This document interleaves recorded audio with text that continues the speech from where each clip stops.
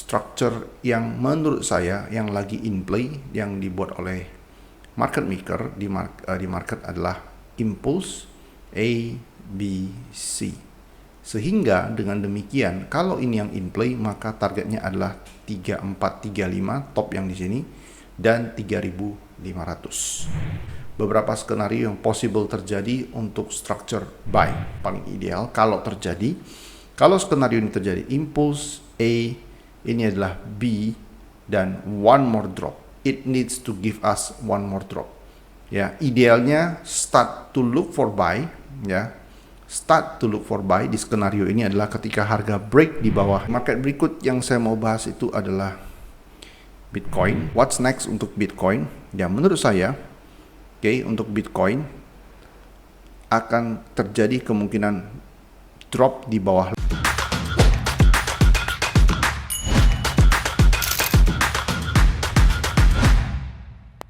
Hello, welcome back to YouTube channel. Kita ketemu lagi di Weekly Market Outlook. Kali ini adalah untuk pembahasan edisi tanggal 26 sampai dengan 30 Mei 2025.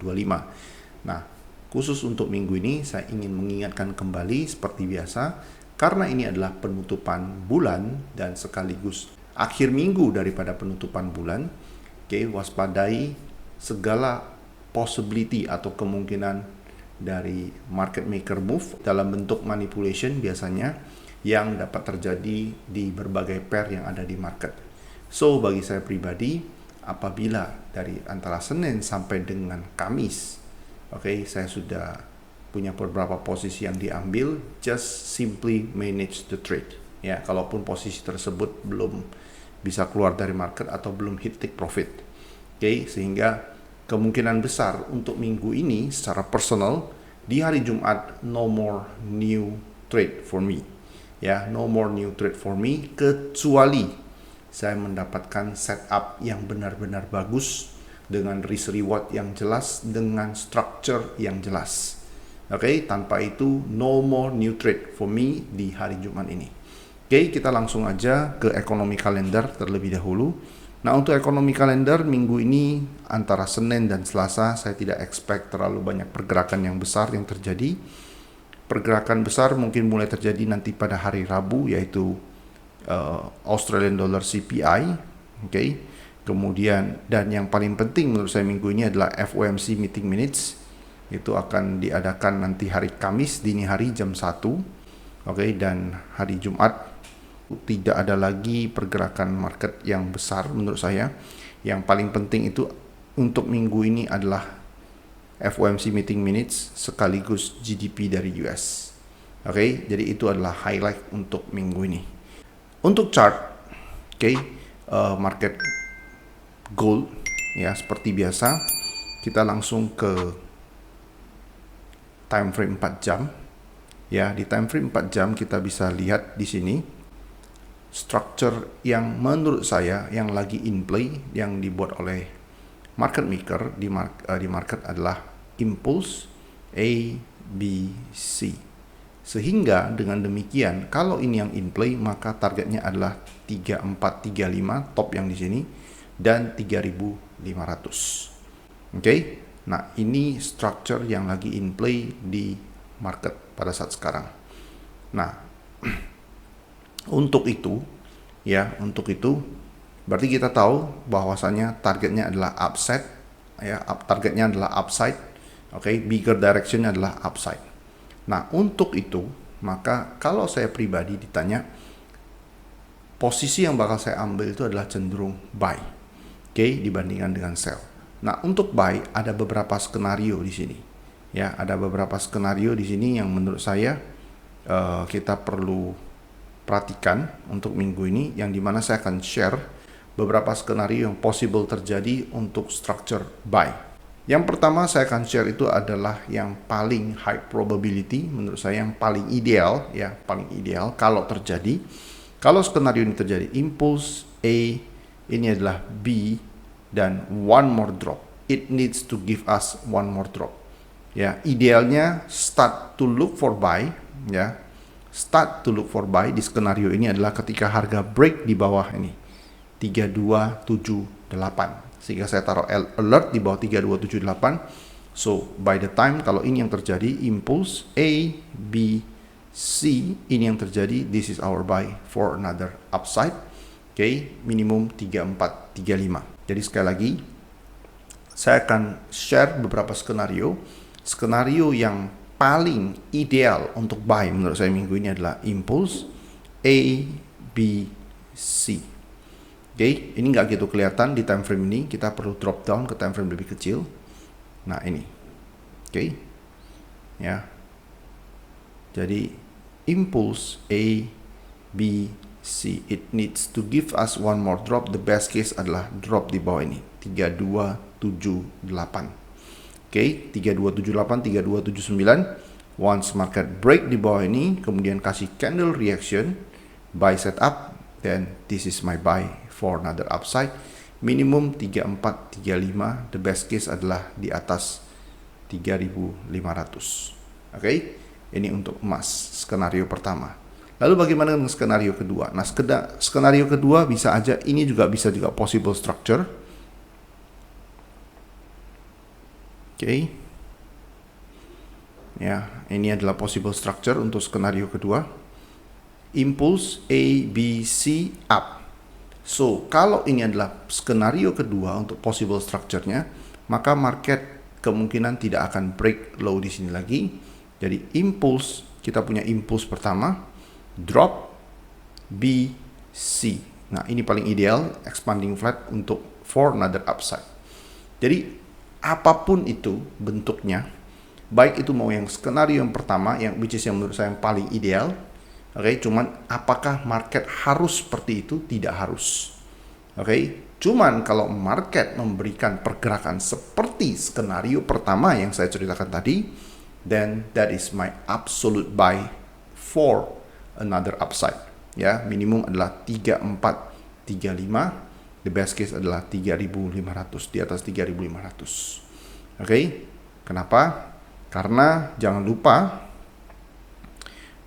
bigger structure kita saat ini adalah impulse A, B, C. This is your regular flat for another upside. Minimum 3435, the best case 3500.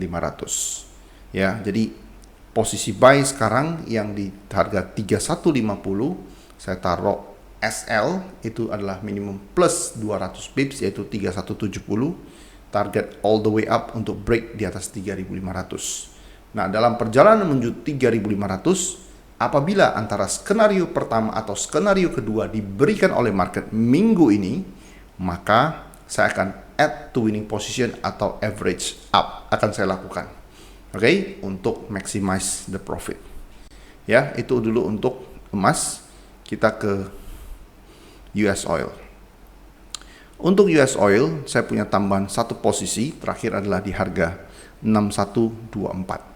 Kenapa bisa ada tambahan satu posisi? Karena kita punya another complete corrective pattern, impulse A, B, C. Ya, ini adalah another complete corrective pattern dalam bentuk expanding flat. Ya, kita bisa lihat di sini ada rejection. Ya, kemudian ini adalah another complete corrective pattern. So this will push another up. Ya, ketika harga bisa break di atas ini. Ya, harga top di sini ini adalah berapa? Ini adalah harga 6414, break di atas 6414. Semua posisi buy yang ada kemarin 57, 58, 60 dan 61. Oke, semua posisi yang ada kalau ketika harga break di atas 6414 ini, kalau terjadi minggu ini, maka saya akan set stop loss ada di break. Bukan di break even ya, stop loss semua posisi ini akan saya taruh di small profit, target all the way up untuk break top yang ada di sini. Ya, ini adalah kurang lebih 6490 atau 65. Oke, itu adalah target take profit semua posisi. Ya, untuk posisi buy 57, 58, 60 dan 61.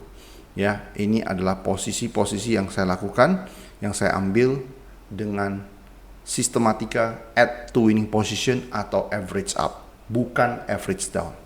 Oke? Nah, itu adalah cara yang saya pakai di dalam kurikulum trading. Ya, bagaimana kita bisa maximize the profit? Salah satunya adalah paham structure-nya, yang kedua adalah we know when to add to winning position. Oke, itu adalah untuk market oil. Ya, itu targetnya adalah up. Nah, bagaimana kalau misalkan market break ke bawah? Jadi kalau market break ke bawah pun ini adalah stop loss di posisi terakhir, dan ini hanya akan jadi extension for this expanding flat before another up.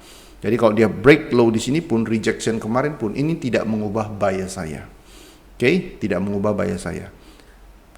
Itu kondisi pertama yang mungkin terjadi. Kondisi kedua adalah tanpa break low di sini. Kenapa tidak perlu break low yang di sini lagi?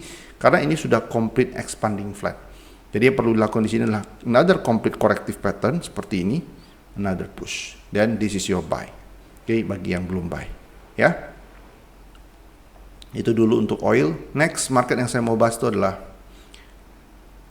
silver.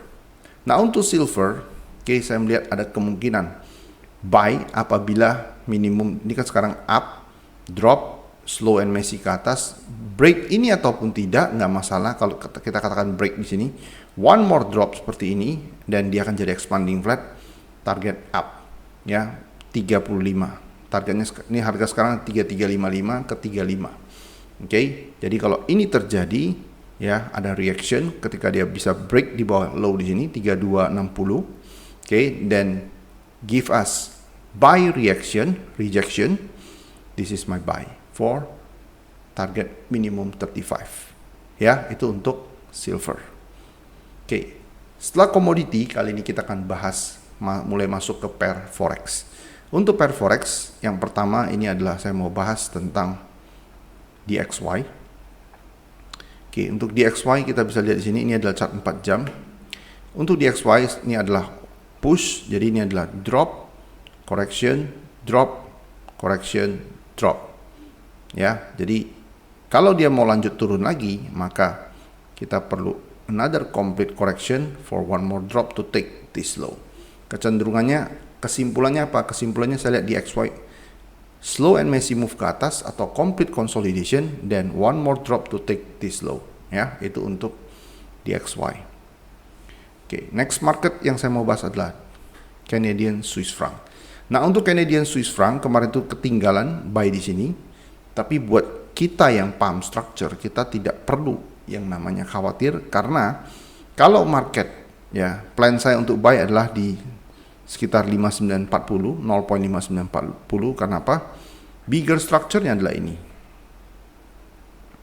Impulse A, B, C, drop. Oke, ini akan naik, minimum to take this stop, the best case this stop. Oke, nah, karena kita ketinggalan, maka kita tunggu another complete correction yang terjadi di sini. Yang potensial terjadi di sini, impulse A, B, one more drop ketika dia take semua liquidity di sini. Ya, saya pasang pending order. Oke, di area ini, this is my buy. Oke, targetnya adalah di atas 6050, 0.6050. Oke, dengan resiko, ya, risk reward di sini 1:3. Oke, itu untuk Canadian Swiss franc. Oke, market berikut yang mau saya bahas itu adalah GBP New Zealand. Nah, untuk GBP New Zealand, oke, kemarin itu saya ada sell di sini, then it took me out here, ya. Oke, nggak apa-apa. Saya ada sell di sini. Kemudian di atas ini saya stop loss. Oke, di sini saya nggak re-enter, ya, karena saya nggak ideal menurut saya reaction yang diberikan. But somehow dia drop. Nah, sekarang bigger directionnya sebenarnya adalah up. Oke. Nah, jadi kalau market keeps dropping, take this low, this low, this low, ini akan kemungkinan bisa jadi bentuk seperti ini for another up. Ataupun kalau dia keep dragging to the downside, setelah dia take semua low di sini, then this is my buy.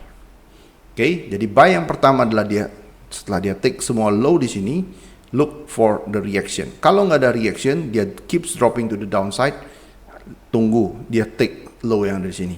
Kalau ini terjadi, maka bentuknya akan jadi seperti ini.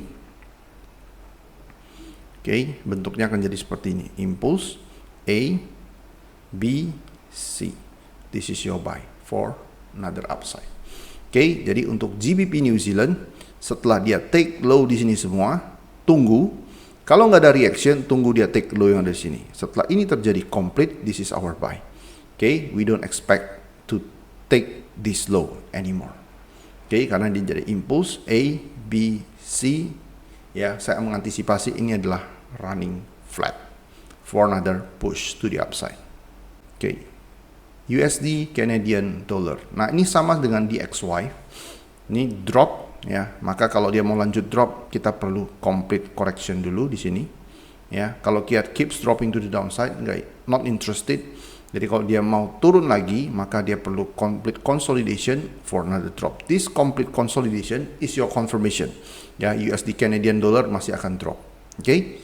Jadi kalau saya harus trade untuk minggu ini, maka saya akan tunggu another complete consolidation di sini sebelum drop. Ya, kalau dia keeps dropping to the downside, just let it be. Ya, karena kita nggak tahu ini mau stop lossnya di mana, terlalu jauh dan risk rewardnya ini juga jelek. Kalau kita mau sell di harga sekarang. Oke, itu untuk USD Canadian Dollar. Berikutnya adalah USD Swiss franc. Untuk USD Swiss franc, menurut saya ini adalah impulse A, B, C. Setelah dia take semua low yang ada di sini, kemudian kasih candle reaction, this is my buy for another upside. Minimum to take this top, the best case this top.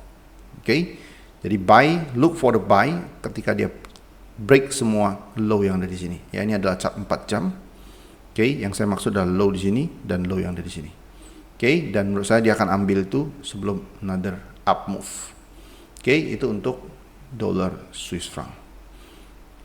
Sama halnya juga dengan dolar yen. Menurut saya untuk dolar yen possible structure-nya adalah ini.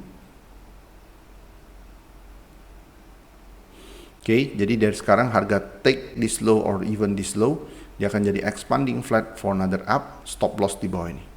Oke, jadi USD yen kita look for the buy ketika harga break this low or even this low. Ya, antisipasi di harga sekitar 141. Any candle reaction di 141 for the buy setup, take it for another upside seperti ini. Jadi structure-nya yang akan jadi seperti ini. Impulse A, B, C, up. Oke, itu untuk dolar yen. Oke, market berikut yang saya mau bahas itu adalah Bitcoin. Ya, minggu lalu kita udah take profit Bitcoin di harga 110.000 dan setelah ini harga mulai drop. What's next untuk Bitcoin? Ya, menurut saya, untuk Bitcoin akan terjadi kemungkinan drop di bawah low di sini lagi. Kenapa? Karena ini adalah possible structure-nya. Ini saya tutup aja biar nggak kebanyakan garisnya. Potential expanding flat for downside. Jadi drop up sebagai pullback, B, C, drop. Jadi saya punya limit sell di sekitar 110.000. Ya, 110.000 SL di atas ini, take profit di bawah low ini. Jadi kurang lebih ini adalah 1:2-an ya, 1:2. Itu untuk BTC atau Bitcoin. Market terakhir yang saya mau bahas itu adalah market Dow Jones. Ya. Untuk market Dow Jones kita ke chart 1 jam. Menurut saya ini juga salah satu possible structure yang bisa terjadi. Sampai dengan sekarang saya masih melihat one more drop to take this low even. Jadi ini adalah impulse A, B, C. Ya. Saya akan start look for sell ketika harga berhasil break di atas top di sini. Ya, itu adalah harganya 42.125. Jadi dari harga sekarang saya akan biarkan dia naik di atas 42.125, saya start to look for sell. Jadi itu untuk Dow Jones atau US 30. Ya, saya masih melihat arah ke bawah, minimum adalah take this low 41.600-an, the best case di bawah 41.180 low minggu lalu sebelum any buy setup. Ya, jadi kalau dia drop sekali lagi itu akan lebih ideal untuk look for buy setup nantinya. So I think that's it. Kita akan ketemu lagi di live session update nanti hari Rabu, yaitu tanggal 28 ya, 28 Mei 2025 jam 8 malam. All the best for your trade with care. See you again Wednesday. Bye bye.